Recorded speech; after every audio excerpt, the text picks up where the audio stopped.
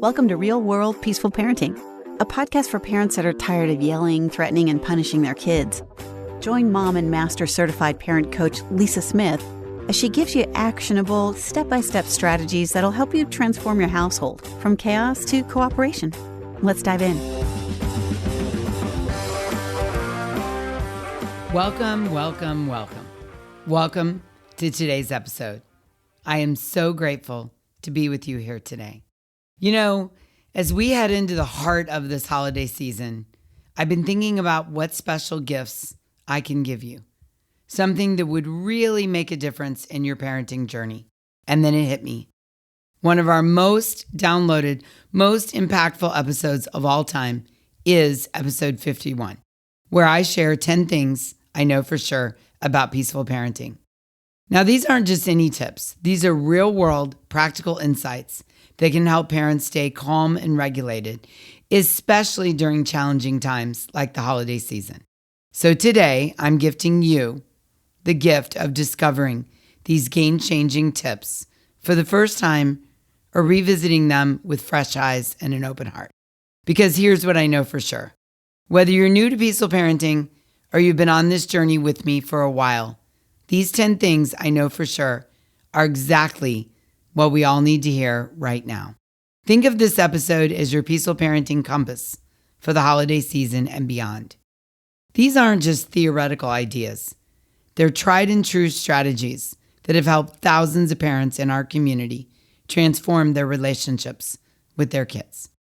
So let's dive in together and explore these 10 powerful truths that can help you stay calm, regulated, connected, and peaceful, even during the most chaotic holiday moments.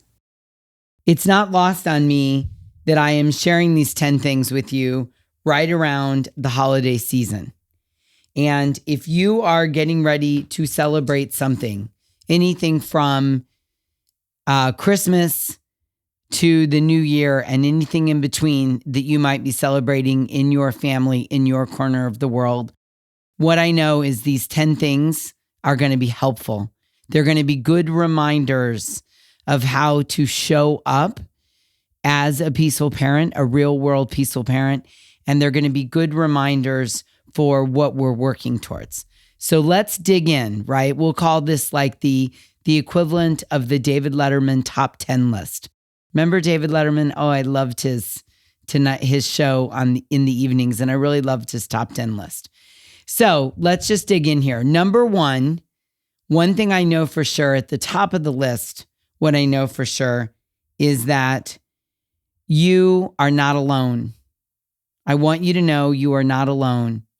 I see you, I hear you, and I'm here for you. I have no judgment of how you're parenting. And if you're ready to do something new or different, I'm here for you. It's really important to me, really important that you know you're not alone. You're not the only parent struggling with this. I know when I was at the beginning, or maybe I should say before I got on the path to peaceful parenting, this was one of my biggest roadblocks. I looked around, and when I looked around, everyone else seemed to be doing it right, and I couldn't figure out how to get there. I felt so alone. I would have given anything back then to have had a podcast and a community to go to, someone that spoke to me each week that assured me that I wasn't alone, I wasn't broken, I wasn't missing a parenting gene. I just needed some tools, and that someone was there for me and understood what I was going through. So please let me be that person for you. And please understand that you are not alone. I see you and I'm here for you. Yeah? Awesome. All right. The number 2 thing I know for sure, there is no perfect parent. No one. There is no perfect parent. Not me, not Mr. Rogers, not Eckhart Tolle, not Brene Brown. There is no perfect parent. No one. We all lose it once in a while. It's part of the human experience. It's what you make it mean for you and your kids once you lose it. It's how you repair and recover that creates the setback or the step forward. Just know that everyone loses their shiz once in a while, even Mr. Rogers. Yeah? All right. Number 3, progress, not perfection, is our mantra here at Real World Peaceful Parenting. I've said this many times on podcasts before, but my goal every day is to be a better parent today than I was yesterday. My goal isn't to be perfect. My goal isn't to always get it right. My goal isn't to be better than someone else that I see or that I think is perfect. My goal, and I want this to be your goal too, so I'm giving it to you as a gift. I want your goal every day to be, today I'm going to be a little bit better of a parent than I was yesterday. And my mantra is progress, not perfection. So good, right? Drop the expectation of perfection. Drop the expectation of perfection. All right, number 4. Number 4 is a big one. Your kids want to know that you love them no matter what. Your kids want to know that you love them the exact same when they make a mistake or mess up or show you their shadow side as when they show you their, quote, good side, their perfect side, their strengths, the things that you admire about them. They want to know that you love them the exact same. So good, right? So good. Think about the tone, the language, the approach, the emotion you emote when you're praising them for what they do well as when you're getting on them for their mistakes. And make sure that you're communicating to them that you love them no matter what. So important. Okay, number 5. On the top 10 list of things I know for sure, number 5 is that connection is when the other person feels seen, heard, and valued. I love Brené Brown's definition. Feels seen, heard, and valued. And what I know for sure is that when you create connection with your kids, cooperation will follow. You cannot mandate cooperation. You can mandate compliance, but you can't mandate cooperation.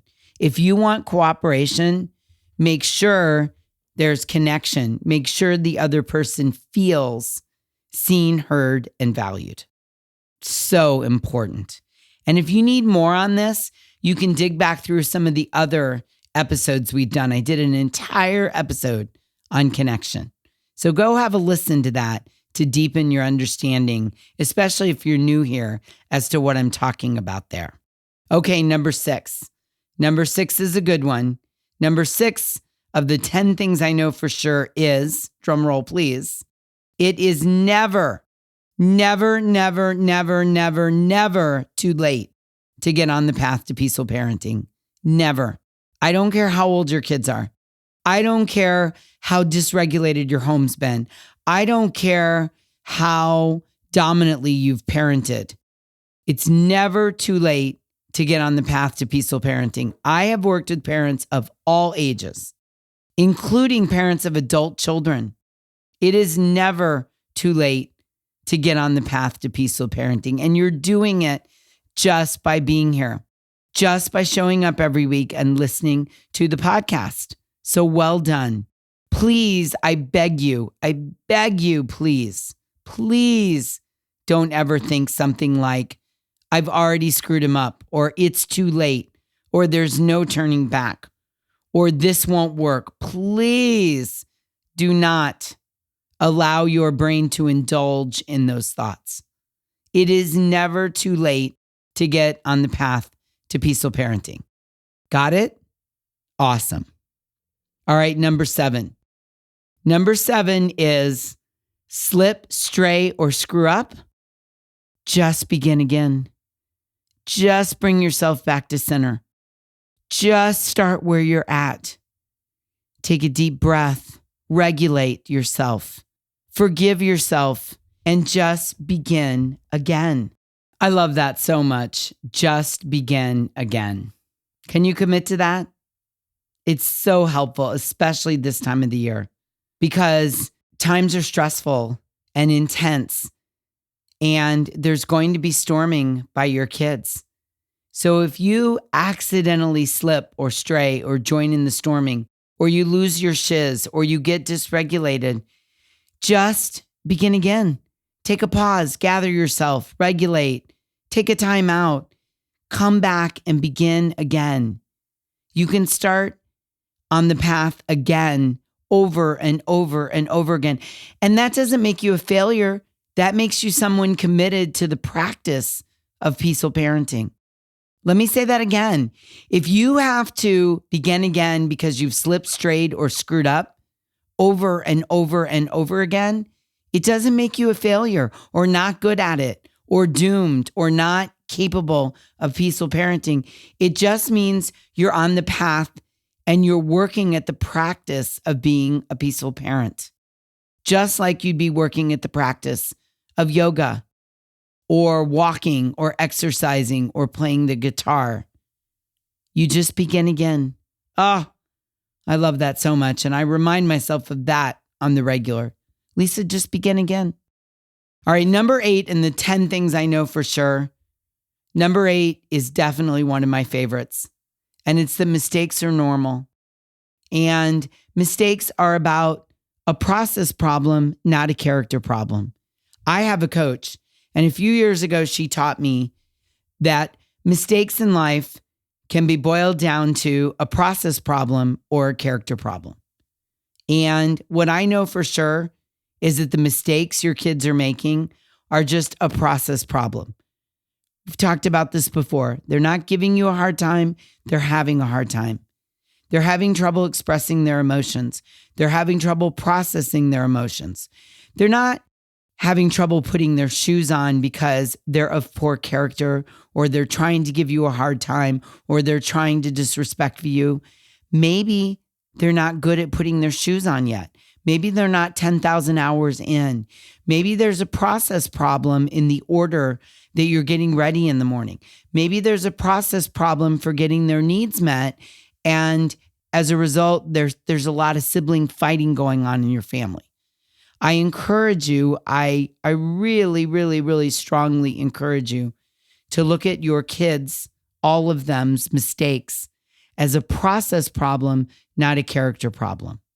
Why, you ask? Well, let me tell you. When you think about something as a process problem, you just think about, how am I going to solve this? What's going on here? What's wrong with the operation or the process that we have going on, right? Like maybe you're having trouble getting dinner on the table at night and you think to yourself, okay, what do I need to do here? Do I need to food shop once a week? Do I need to prep? Do I need to make a menu? What do I need to do to create a situation where dinner gets on the table with ease, right? That's a process problem. There's no moral or character problem there. I just need a system or a process that allows me to get dinner on the table at night with ease, right? Okay, so the mistakes your kids are making are a process problem. And when we think about it that way, we think about, how do I solve this problem? What is really going on here? How do I scuba dive down to what's really going on and solve the problem? When you think about your kids' mistakes as a character problem, you're judging them. Oh, he's being so disrespectful. She's giving me a hard time. He's being difficult. And when we start judging our kids, we're going to get triggered. And when we get triggered, we're going to start storming alongside our kids. And then nothing gets solved. When there's a storming parent and a storming child, there's an explosion 100% of the time. So I want to encourage you to not think about your kids' mistakes as character problems. There's not a character problem. There's a process problem here. And I can come at it from a curious, not furious mindset. I can wonder what's going on. I can wonder what problem needs to be solved and how do we set about to solve it. Completely different than judging and getting triggered and storming. So one thing I know for sure is that it's easier to stay calm and peaceful and regulated when you approach your kids' mistakes as a process problem rather than a character problem. I use this mantra, process problem, not a character problem, in every aspect of my life. And I will share with you that since I incorporated this language in and started looking at challenges and problems and mistakes through that lens, I've had a complete transformation. It's changed how I see everything. And it sets my brain up in a way that it just wants to solve the problems, not go down the black hole of judgment and trigger and storming.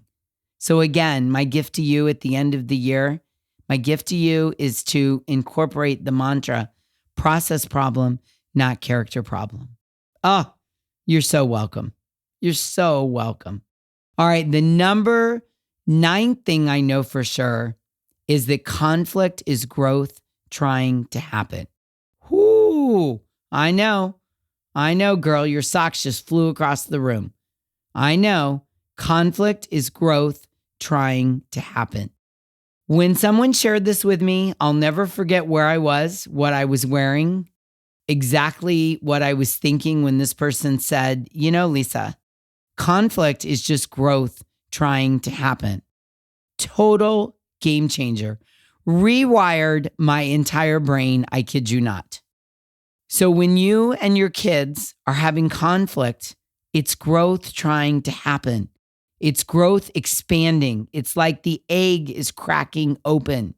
That doesn't mean we have to be excited or jump up and down or be thrilled that we're having conflict in our personal relationships. But when I do remind myself, when my son is pushing back against something, when he's pushing back against bedtime or curfew or trying to understand something, I remind myself that he is growing. His brain is expanding. Our relationship is growing. I'm learning. He's learning. And that conflict is growth trying to happen. It softens me just enough to be empathetic and understanding, to listen deeply, to wonder what's really going on here. It sets me up to scuba dive down to the feelings and needs. It's such a beautiful way to think about conflict, that it's growth trying to happen. I use this in all relationships in my life, all relationships. I try my best to remind myself that conflict is growth trying to happen. Oh, I love it. And the number 10 thing I know for sure is that underneath all of our kids' big behavior is unmet feelings and needs. All humans at all times are just trying to get their needs met. Let me say that again. All humans at all times are just trying to get their needs met. And when our needs are met, one set of feelings bubble up. And when our needs go unmet, another set of feelings, usually negative, bubble up. The volcano starts to fill with lava. And when the volcano fills up, what spews out the top is, quote, bad behavior. If you can remember this, and you can remember to scuba dive down to the feelings and needs, total game changer on your path to peaceful parenting. I promise you. When I work with parents to scuba dive down past the behavior, down to the feelings and needs, and solve for the feelings and needs, the behavior takes care of itself. So as we begin to turn our attention to 2022, please join me in becoming a scuba diver. I want to encourage you to leave behind the habit of snorkeling at the top, focusing on the bad behavior, quote unquote, and scuba dive down. Become a scuba diver where you get curious, not furious, and you scuba dive down to the unmet feelings and needs. Because what I know absolutely 100% with no doubt for sure is that if you scuba dive down and solve for the feelings and needs, the behavior will take care of itself. I promise you. So are you ready to join me in becoming a scuba diver? Because this is one of the most important things we're going to work on next year, is becoming a scuba diver who goes underneath the behavior down to the feelings and needs and works with their kids to solve the feelings and needs so that the behavior can fall away rather than focusing on the behavior. Yeah? Awesome. So let me just recap here for you the 10 things that I know for sure. Number 1, you're not alone. I see you and I'm here for you. Number 2, there is no perfect parent. No one. We all lose it once in a while. It's what you make it mean for you and your kids that creates the setback or the step forward. Number 3, progress, not perfection, is our mantra here at Real World Peaceful Parenting. And our goal is to be a better parent today than yesterday. Number 4, your kids want to know you love them no matter what. Your kids want to know you love them the exact same when they show you their strengths as when they show you their weakness. Number 5, connection is when the other person feels seen, heard, and valued. Number 6, it is never, ever, ever too late to get on the path to peaceful parenting. Number 7, slip, stray, or screw up, just begin again. Bring yourself back to the practice of peaceful parenting and begin again. Number 8, mistakes are normal, and we think about mistakes as process problems, not character problems. Number 9, conflict is growth trying to happen. And number 10, underneath all, quote, bad behavior is unmet feelings and needs. And when we scuba dive down to the feelings and needs and take care of them, the behavior will take care of itself.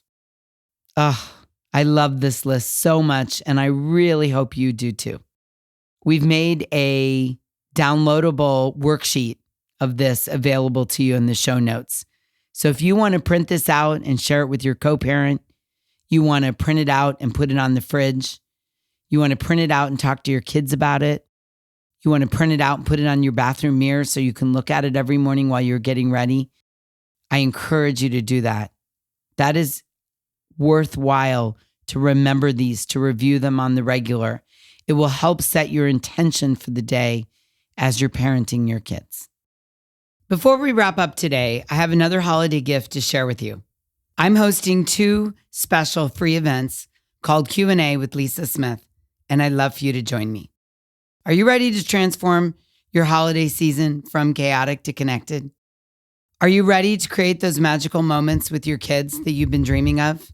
Maybe you're wondering how to maintain peaceful parenting through family gatherings, changing routines, and big emotions.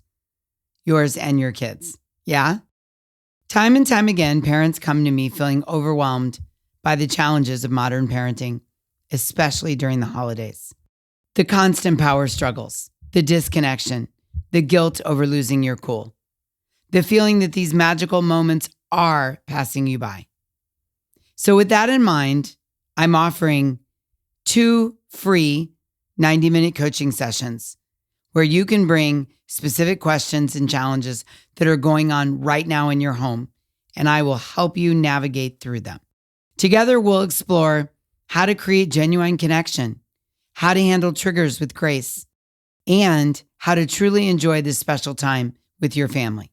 On this live call, I'm going to be sharing practical tools and strategies, plus offering live coaching to help you transform your holiday season into magic. So this is how this works. You have 2 opportunities to join me for free. Tuesday, December 17th at 8 a.m. Pacific, 9 a.m. Mountain, 10 a.m. Central, and 11 a.m. Eastern Time.